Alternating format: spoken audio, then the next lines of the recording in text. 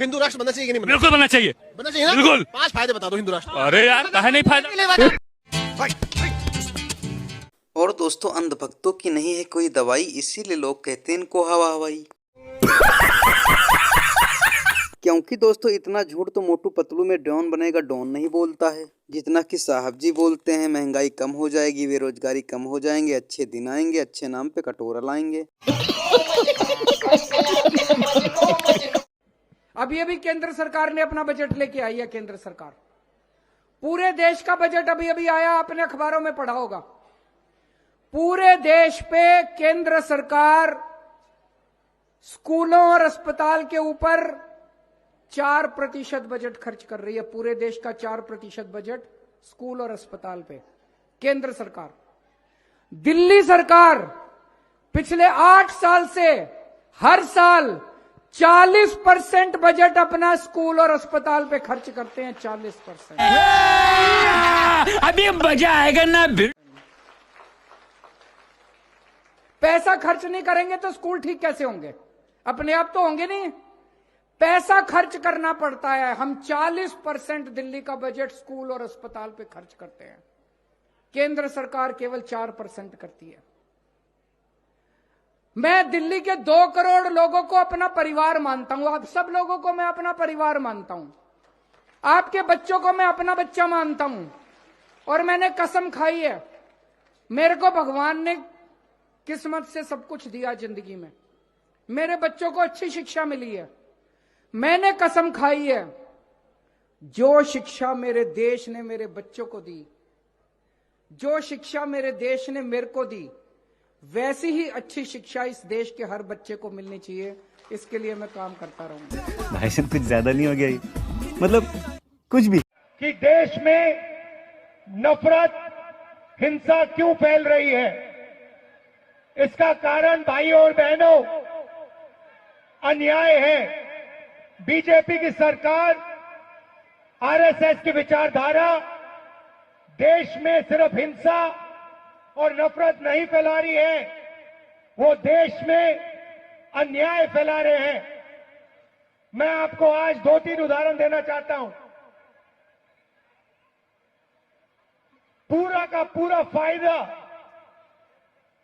देश का पूरा धन 2-3 बड़े उद्योगपतियों को दिया जा रहा है।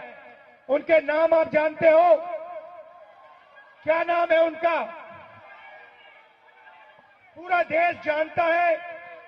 चाहे वो एयरपोर्ट्स हो, पोर्ट्स हो, इंफ्रास्ट्रक्चर हो, किसान की जमीन हो, ये सब चीजें नरेंद्र मोदी एक व्यक्ति के हवाले कर रहे हैं।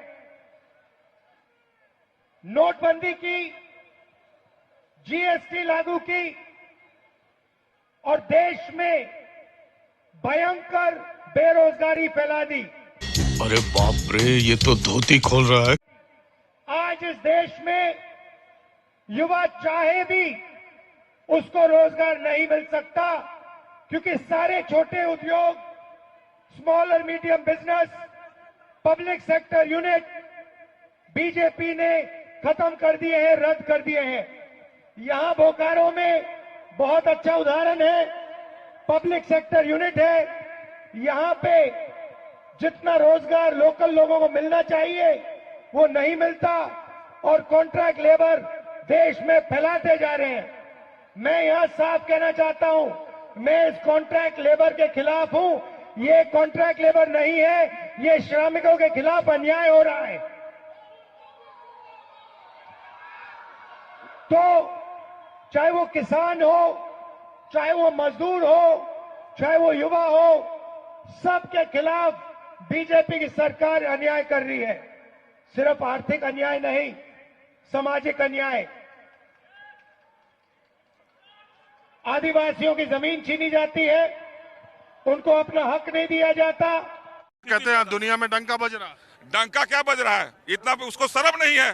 डूब मरना चाहिए, डूब मरना चाहिए, ऐसे डूब मरना चाहिए ऐसे प्रधानमंत्री को। शर्म लगता है मुझे ऐसा प्रधानमंत्री बनने की। कुछ नहीं है डंका, ढंका दुनिया में कुछ नहीं है इसका। कैसे देख रहे हैं तो आप तो अच्छी तरह से जानेंगे। हाँ, कुछ नहीं बज रहा है, खाली वो आपस में लड़ाओ, फूट करो और राज करो, यही चल रहा है, समझे।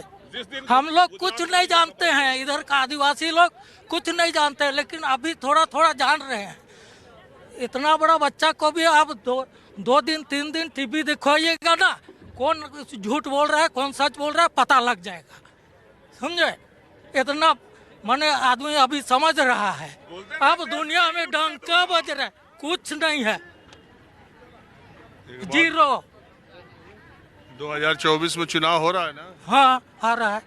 क्या आ रहा है ना? हाँ आ रहा है, तो फिर क्या? तो क्या होगा? क्या होगा? उसको हराएंगे, वक्त तो बताएगा, और हराएंगे उसको। 2024 हाँ। में नरेंद्र मोदी मानसिक रूप से हार गया है और विपक्ष के जितने भी मुख्यमंत्री हैं, येन केन प्रकरण उसे एनडीए में शामिल करने के लिए ईडी, सीबीआई, आईटी और क्राइम ब्यूरो को, अभी आपने बिहार में देखा किस प्रकार से असंवैधानिक सत्ता परिवर्तन किया गया, और अभी तत्कालीन 48 घंटे पहले झारखंड में बहुमत की सरकार को इन आरएसएस और बीजेपी के लोग जो संविधान को बंधक बनाना चाहते हैं, संविधान को ताक पर रखना चाहते हैं, उन्होंने बहुमत की सरकार को शपथ लेने में 48 घंटे लगा दिए। तो ये मोदी सरकार जान रही है कि 2024 वो हार रही है, इसके भय से वो अपने हार को छुपाने के लिए तमाम संवैधानिक जनतंत्र को लूटने का प्रयास कर रही है। एक बात बताइए, इस देश में एजेंसीज के अलावा अदालतें भी हैं। अदालतों में जाइए, आपके पहले भी देखा होगा आपने, आरोप तमाम लोगों पर लगे, लेकिन अदालतों ने उनको बरी कर दिया। जो जाए अदालत, अभी तो आरोप आपके मुख्यमंत्री पर लगे। आपको क्या लगता है जांच एजेंसियां इस बात पे जांच न कर रही हैं, फला आदिवासी है, फला बैकवर्ड है, फला मुस्लिम है, फला हिंदू है, फला ये?